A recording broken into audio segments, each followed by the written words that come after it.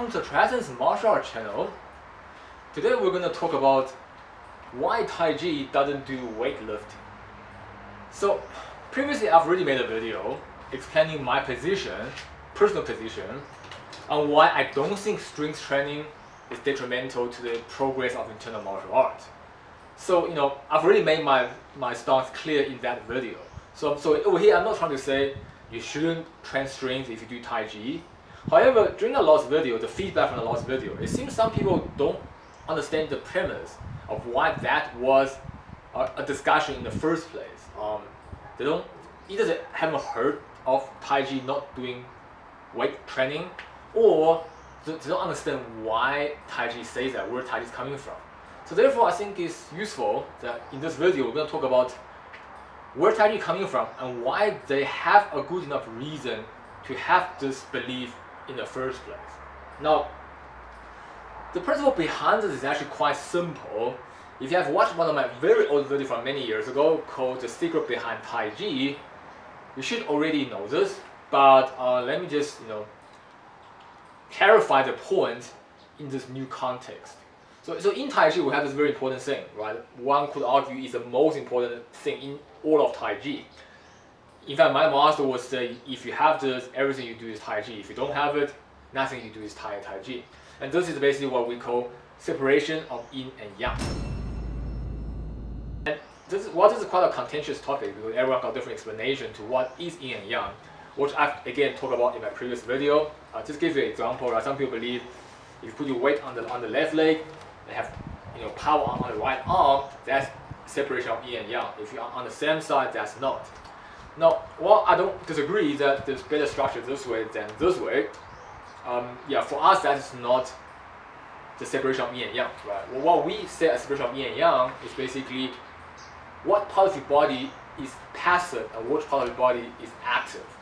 And one of the best and most easy way to basically test this for yourself and feel the difference is to basically grab someone like a friend but by the wrist, and you both pull each other, and while you're pulling, right, while Eric's pulling and I'm pulling back, you just feel that if you pull with your hand, see how you put yourself forward. Whereas if I hold him, I don't let go because that's dumb, but if I hold him, but I keep my arm relatively passive or dead like we call it in Chinese, but not letting go, but not actively pulling either, and then I pull, let's say now, my back. So all of a sudden I can pull a lot better than if and while I'm in this pulling, right, if I immediately tense my hand and pull with my hand, I pull myself forward. So this might seem quite, magical, but it's really simple. This is just Newton's third law, right? When there's a force, there's an opposite reactive force. So when I'm pulling Eric towards me with my hand, I'm also pulling myself towards Eric. During which time, if he's got a superior foundation or balance or weight, then I'm going to pull myself forward because the force that I'm getting by my hand acting both ways. It's pulling Eric towards me and then pulling me towards him.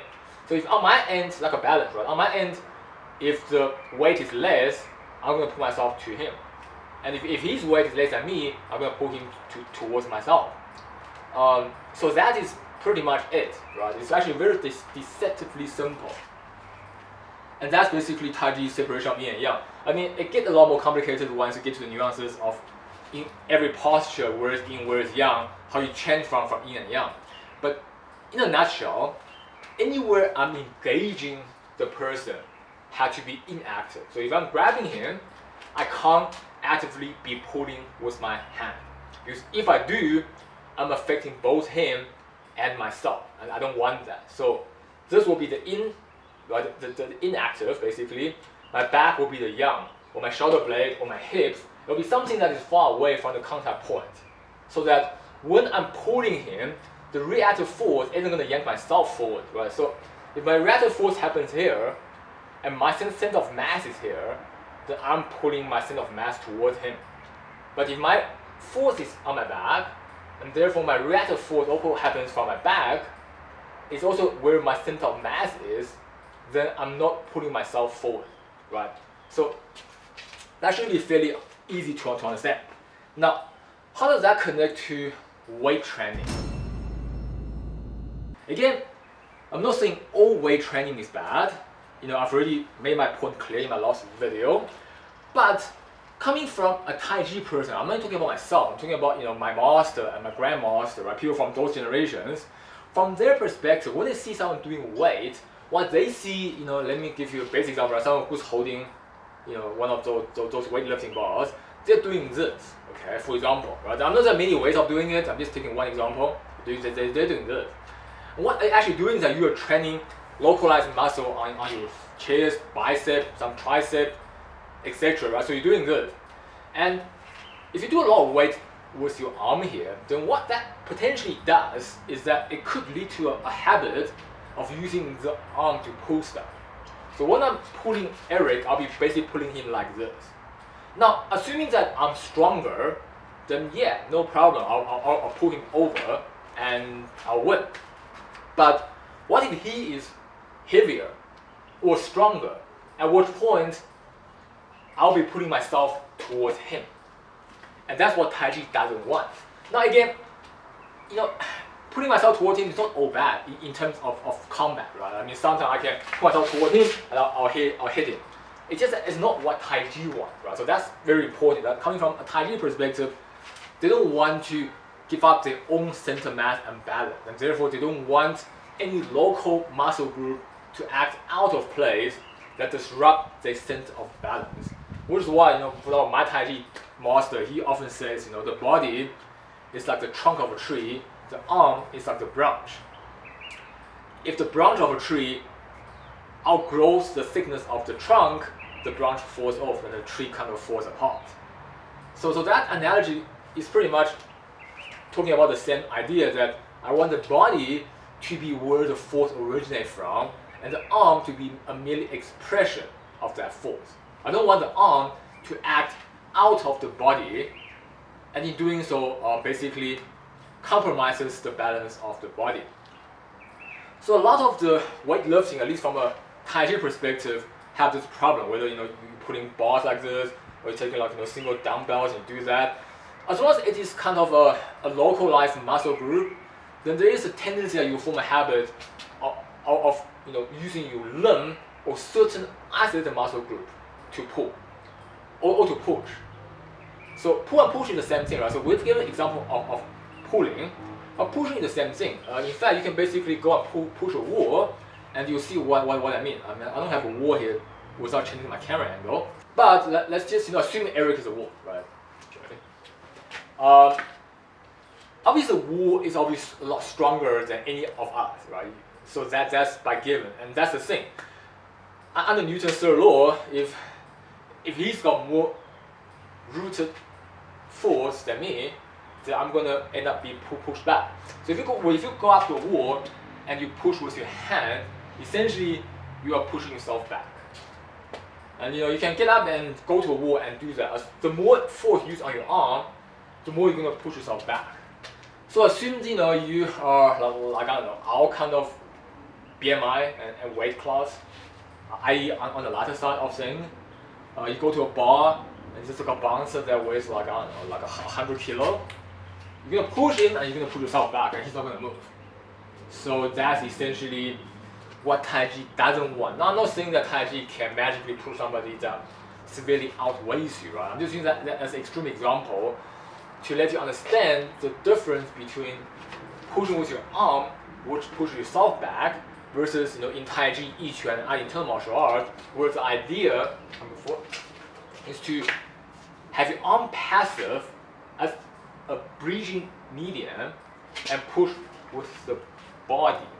Of course, this mechanic involves like compression, expansion, hip opening, shoulder rotation. There's a lot of other skeletal mechanics that's involved. But the bottom line is, I'm not pushing with my arm, which risks of pushing myself back. I'm pushing with my whole body center mass forward. The arm is just there as an extension. And that's the separation of yin and yang. So on Eric's end, right, when I'm pushing with my arm, it basically feels like this. See? And the other one is like that. How would you describe the difference? Well, it's more.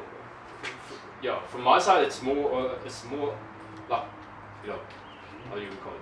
So from my side, it's more the feeling of receiving. So I feel it a lot more on my chest, basically, when you push with your arms. Yep. And whereas I don't know whether have you guys trying to push a car uphill, right? But it's impossible. You feel that you're pushing something that is pushing you back, and you don't know why and whatnot, right? You just find yourself, getting moved back. Yeah. And that's what the when Chris involves his body is feel like. Yeah, and other than having more weight behind the push, it's also because, when a car is pushed against you, the car isn't actively pushing. It's just it's weight pushing against you. And when I'm pushing him with the second way, the Tai Chi or internal way, Tai Chi, Yi Quan, whatever, I'm not actively pushing with some part. I'm just putting my whole weight onto it, and that way it feels more passive. It feels more like an object than a person pushing, and that what makes it harder to resist. Another way that we often test it, right? This principle is you have the person lean into you. So you have someone that's sufficient body weight that lean completely into me, more like push against me. Yeah. You see, under this circumstance, if you were using your typical arm push, lean against me a lot, right? You'll find that the moment you're trying to push, you're already pushing yourself back. Because when you're pushing somebody with your arm, you basically have a short moment to generate your momentum. There's no pressure. So you accelerate your arm, generate momentum, and use that momentum to carry yourself to push the guy. But if he's already invading into your structure, then the moment you engage in an arm push, right, you are pushing yourself back already. So that's what happens if you engage with your arm, from Tai Chi's perspective. However, under the same setup, right, so lean into me, more. If I try to not engage my arm, okay, more, right, and use my body, you see that I can still push it. It's because that rebound force coming from him is not reflected on my own arm, but rather on my back, which is connected to my waist, hips, and leg. So therefore, it goes to the ground, and that's how I can overcome someone that's already leaning into me, right? So one of the tests that we often do is to see whether someone is able to repel another person once they already invaded his space. It's much easier to push someone if he's just standing there, and I walk up to him and I'm like, pump. But I have momentum and everything going for me. Very different when the guy's already engaged in you. The same reason why most people they can't hit people when they're like up close, because you can't really hit. Everything is stick together. You have to pull it out and then do it. But the idea of Tai Chi is basically that you can touch someone, or even have him lean against you and still be able to overpower him. So that's why separation of yin and yang is very important. If you can't separate it, then that's what happens when you push yourself back, right? So again, this is why Tai Chi people back in the days, and even to today, don't believe in weight training, because they believe that if you localize your muscle group, forming a habit of actively using your bicep, tricep, or whatever other local joints, it compromises the rest of your body. Rather, you want to do all your motion with your body and have your arm just as an extension that passes the force through, rather than actively generating that force. Now, of course, there are ways around it, right? For example, I don't do weight training, but I would assume if you hold your weight and you just lift up with your legs like this, that wouldn't be a problem. You're not using your arm. You're basically using your whole body to lift it up. These ones I'm not sure. I'm not expert in it. But I think the first part, right? If you just lift it up like this, you are training your whole body engaging in that weight. So I don't think that's a problem. The problem is when you're doing localized weight pumping that affect your habit of using your whole body. However, a Tai Chi person would then argue that this isn't really helpful for Tai Chi, and it probably isn't. It both great leg strings and back strings and everything, but it's upper string. So if you're trying to double leg someone, it's great. So in modern combat, MMA is a very good training. But Tai Chi doesn't really have a lot of things where they want to go down and then come up. Everything is sort of more linear. And in which way, I wouldn't say it's detrimental to Tai Chi, but it's not beneficial, right? So there's three things. There's things that is detrimental, there's things that is beneficial, and there's things that coexist but doesn't benefit. So I think correct weight training might not improve Tai Chi as much, but at least it's not damaging. So you can do it if you want for other purposes, just don't expect it to really help you Tai Chi out all that much. And this is also why, other than Tai Chi believes that weight training ruins the structural habits, it's also because they don't really need it to achieve what they're trying to achieve. In other words, you don't need to train weight or have like well-developed muscles to do the stuff you do in Tai Chi. All you have to do is know how to use your body mechanics and and apply it through your hand without breaking the separation of yin and yang. Like I've demonstrated just now, if you're pushing like this, that is not good. But if you use your back to push and the hand is passive, that's basically what we're trying to do. Or alternatively, right, we take another example where, like an Yiquan example, but similar stuff in Tai Chi as well, called right, you use just one side, Yiquan will use both sides. Both sides is easier to see. So if he's holding up his force there, and if I engage in my arms, see, I'm going to pull myself forward. Again, right, from a pure combat perspective, I can probably pull myself forward and then hit him. It's not a big problem. But Tai Chi people, they don't want to do that. They want to be more balanced, right? So they want to pull the guy towards themselves, and Yiquan for that matter. So I can't pull with my arm like this. Instead, I put my hand here, I connect my shoulder blade, waist, spine, and I do this. And while I'm doing this, I'm basically weighing him down with my body. So this is connected, but it's not pulling it, right? So I'm weighing him down, and I'm weighing him down with the rest of the body. And then, so that's how Tai Chi and Yiquan and other internal martial arts would engage in this. So that's a very subtle difference. And therefore, obviously, in a real fight, you're not gonna try to pull someone. But if I have to apply a force here, then I want to be able to weigh it and immediately shoot in for the hit, rather to be a more right down with the rest of your body behind it, and you hit it. So that's another example of how there's a difference between applying force on the point of contact versus applying force on somewhere far away from the point of contact. So basically everything we do, right? I mean, for further detail, you can check that old video on the secret of Tai Chi. If I'm pushing against him with my chest, you see, then that is affecting the, if he's stronger, I'm going to push myself back. So instead, you want to basically separate it, to make the chest in and make the back yang. And sometimes they use the arm as yang. So we're pushing in here, but I'm pushing from something else. Versus if he pushes and I do this, you see. I mean, obviously, there's also a structural compromisation. Right? The moment I push my chest, my structure breaks. But besides the structural compromisation, there's also a difference on your hand, right? Yeah. Like if I'm pushing here, you can feel something that you can push against. Okay. Yeah. Whereas in like this, it's less apparent. Yeah. Start pushing against the wall.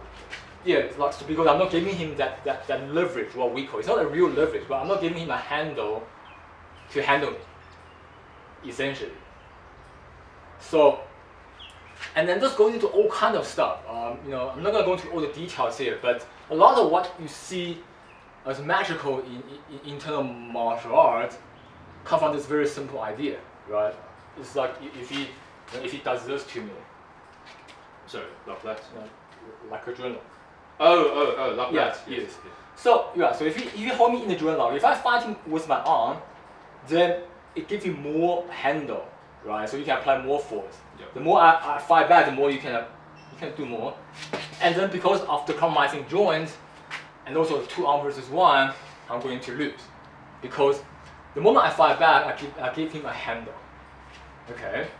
But if he's doing that, and instead of, I try to pacify this, but connect to my body. Let's go. Yeah. You see how that's not a bit different?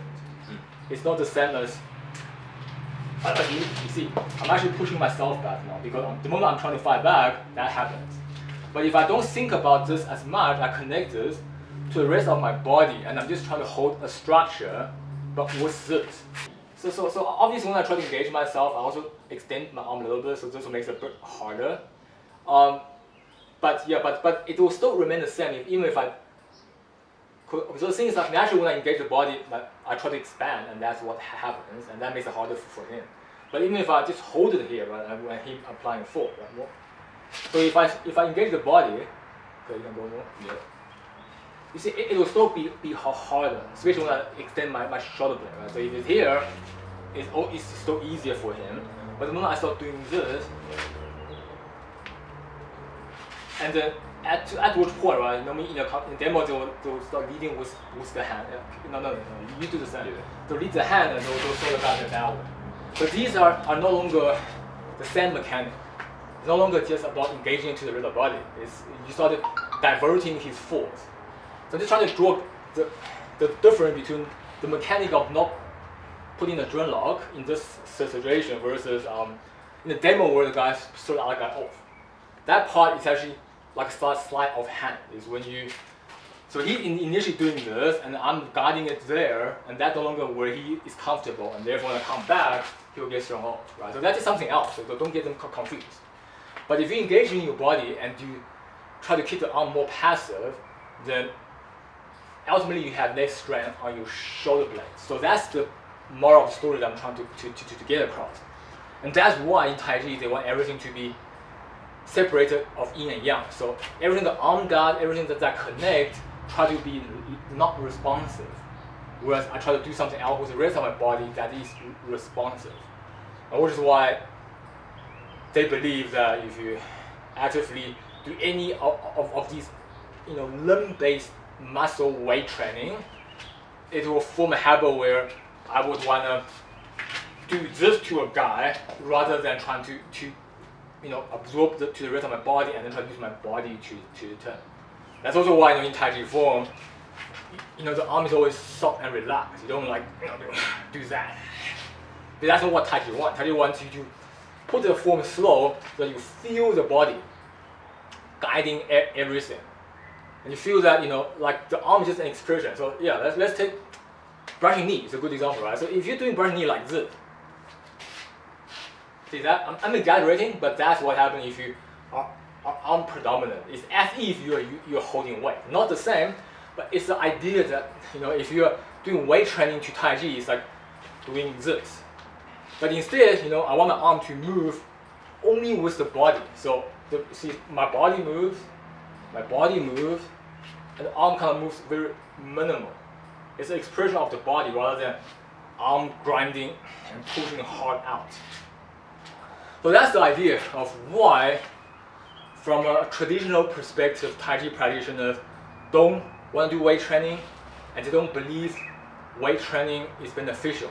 But like I said, if you do full body weight training, it's definitely not detrimental. I'm not sure how much it helps, but it's definitely not bad. If you're doing localized weight training, again, it's not like the end of the world, but you do have to kind of consciously be aware of the habit that you're forming from doing this versus doing that. And if you can separate the two, then it will still work.